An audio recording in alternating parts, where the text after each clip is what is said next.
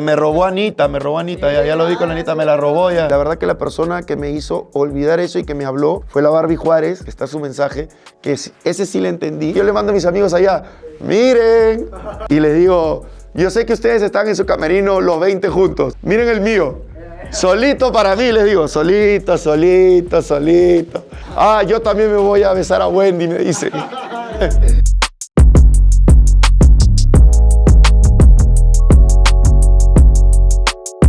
A ver, ahorita he viajado cortito.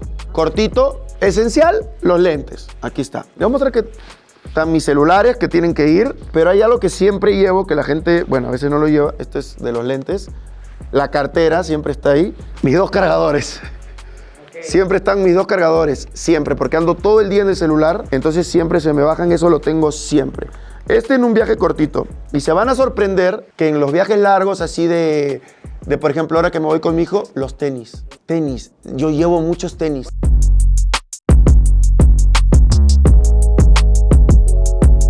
La primera vez que vine a México, me tocaron la maleta porque yo venía 3 meses y traje una maleta llena de tenis. Y la primera vez que llego a México me dicen, ¿puedes abrir la maleta? Sí. ¿Estás viniendo a vender? No, le digo, son míos. Los abrieron y vieron que estaban todos sucios. Ah, me dice, pasa. O sea, porque eran tantos. Creo que es como no tuve de chico, tengo un problema con los tenis, te lo juro. Más. ¿Más de 50? Sí. ¿100 tenis? Más. ¿Más? ¿200? ¿Podemos decir? Por ahí debe haber. Lo que pasa es que tengo en Perú, acuérdense que tengo en Perú. Y como yo soy recolector, y tengo algunos que me gustaban, algunos Jordan. Y de ahí, bueno, de ahí estuve con otra marca que era como una multitienda, que también me daban tenis. Entonces, a raíz de eso comencé. Y bueno, después ya yo me compraba 1, 2, cuando me iba a los malls, al Soberas, a comprar estos que están en oferta, ahí agarraba. Sí, ayer armando el outfit fue cómo encajan, o sea, por ejemplo, en mi carry-on van 1, 2, 3, 4, porque dije, estos no pueden faltar y como pesan, dije, no, los llevo en el carry-on más los otros. Mi vida cambió de arriba abajo, lo que nunca pensé, porque llegué a ser el príncipe de todo Bel Air. Cambió muchísimo en cuestión, fuera de la fama y eso, que siempre he dicho que para mí la fama es efímera, cambió en lo que la gente sentía de mí y mi conexión con la gente, porque yo desde que tuve muchos problemas en Perú, mi conexión con la gente se separó mucho, se dividió y no me conocían como Nicola. La casa hizo que conozcan al verdadero yo, que no solo vean al que competía o al que tuvo problemas en algún momento, al que fue inmaduro en algún momento. Volví a conectar con la gente. Yo dije, yo no gané la casa, pero yo me siento un ganador porque conecté de nuevo con la gente, que era para mí lo más importante. Miren quién fue el que me... Yo no era mucho de joyas. No era mucho de joyas y la verdad la persona que me hizo agarrarle el gusto a esto... A ver, adivina quién crees que fue. Poncho. Fue Poncho. Cuando se lo veía, porque a veces cuando tú no lo ves, pero se ve muy grande, pero no. Cuando ya se lo ves a alguien o te lo pones, tú dices, wow, qué lindo se ve. O sea, qué lindo se ve. Son detallitos chiquitos. O sea, estas pulseritas chiquitas que son detallitos, llama bastante la atención porque no, o sea, a mí me gusta lo grande. Me gustan las cadenas. Las cadenas, las pulseras. Pero hay gente que le gusta detallitos y se ven súper lindos. Y la verdad que fue Poncho. Cuando yo lo vi en la casa, le veía que tenía acá de diamante y decía, wow, o sea, se ve bonito. Claro, tú cuando lo ves dices, no se va a ver bonito en mí, pero lo ves muy bonito. Y ya cuando comenzó a hablar de maestros joyeros y comenzó a hablar, y bueno, César me llama, ya comencé a ver. Y ya cuando me puse el reloj, ya dije, no, ya, y le agarré el gusto ya por culpa de César. ¡Ah, madre! No, yo estoy sorprendido de todo lo que hay de los días. Pero dije que acá hay uno súper lindo, el que te dije, de Peso Pluma. Fue Poncho y de ahí, bueno, ya cuando me trajeron acá, o sea, el que venga acá no se va a querer ir. Y no traigan a sus esposas porque va a ser peor. Que estoy sorprendido de que he cerrado marcas por la gente. Que la gente agarre y dice, queremos a Nicola acá. Y es tanto que ponen y la marca me llama Nicola ya. Me enseñó a valorar las cosas chicas de la vida y las cosas importantes, la familia, el trabajo. A veces no valoramos el trabajo, no valoramos la familia, no valoramos los amigos de verdad. Y me enseñó a perdonar. Yo entré a la casa con mucho odio a las personas que me hicieron daño y la verdad que la persona que me hizo olvidar eso y que me habló fue la Barbie Juárez, que está su mensaje, que ese sí le entendí, que me decía, tú has perdonado a todo el mundo pero no te perdonas tú. Me aprendí a perdonarme. Eso me llevó de la casa.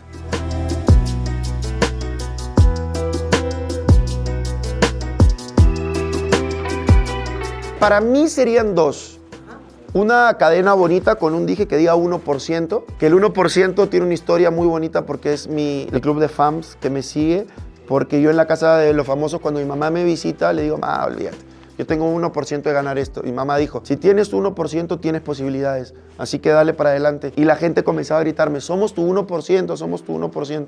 Entonces a mí me marcó mucho el 1%. Y el otro es un fénix, que nunca he tenido un dije. Nunca le he visto a nadie hasta ahora un dije de un fénix. El fénix, todo el mundo sabe que es el que resurge de las cenizas. Y mucha gente que me sigue, y creo que muchos de nosotros hemos tenido, la vida es así. Como decía Rocky, te golpea hasta verte abajo y toca subir. Y lo que me sorprende es que nunca he visto eso, porque yo lo tengo tatuado y mucha gente lo lleva. Pero nunca he visto un dije de un fénix. Porque el fénix aparte tiene el fueguito, tiene el naranjito, o sea, sería, me imagino, algo bien trabajado y bien elaborado. Uno chiquito es un 1%, pero el otro sí sería el fénix. No grande, pero lo dije, no me gusta muy grandes, pero algo que se adapte a tu... Exacto.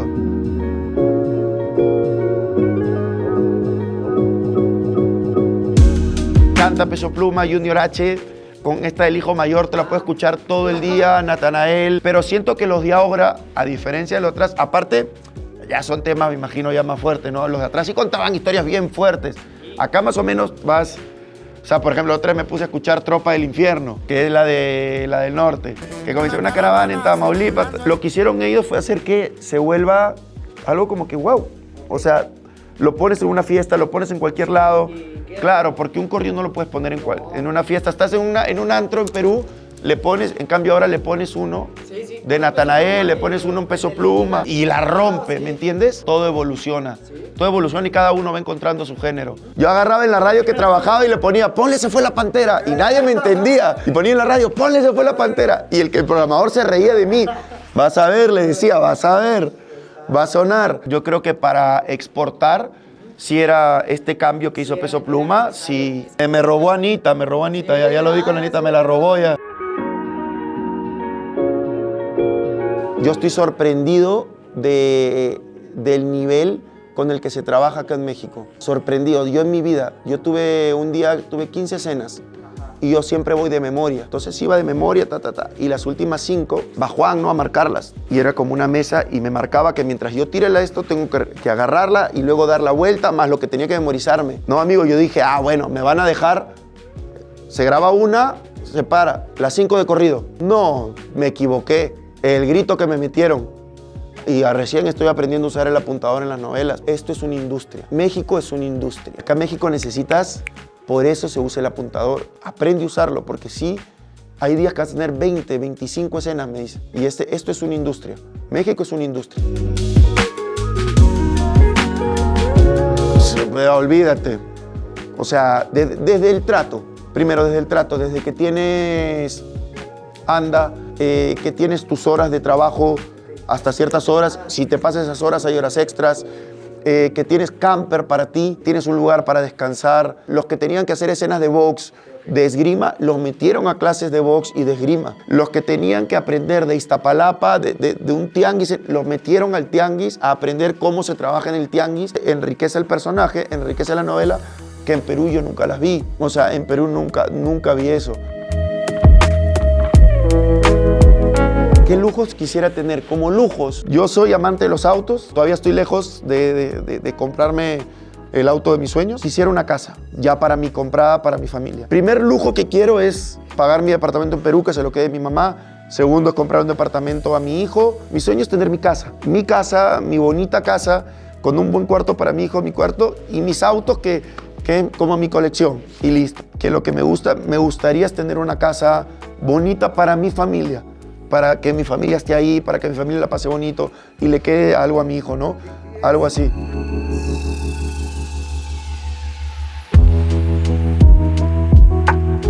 Por eso le digo fans, porque siento que es como familia. Lo que hicieron por mí es cómo se pelean por mí, cómo me defienden, cómo me cuidan. En cositas chiquitas, por ejemplo, ahora que está de moda las batallas de TikTok, que entro a una batalla y yo digo, ay, voy a perder.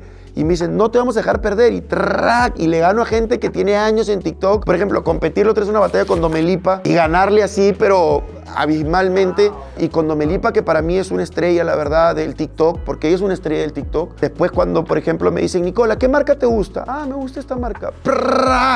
En todas las redes. Me dice, Nicola, contigo es bien difícil porque tus fans hacen tendencia a todo.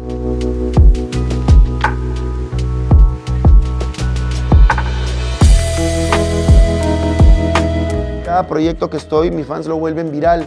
Entonces, vuelvan viral también a Maestros Joyeros, ya saben, que me han ayudado desde que salí. Nosotros vivimos de la gente, o sea, hasta que tenemos que entender que la gente es la que nos ve y la gente decide hasta cuándo dura nuestra carrera.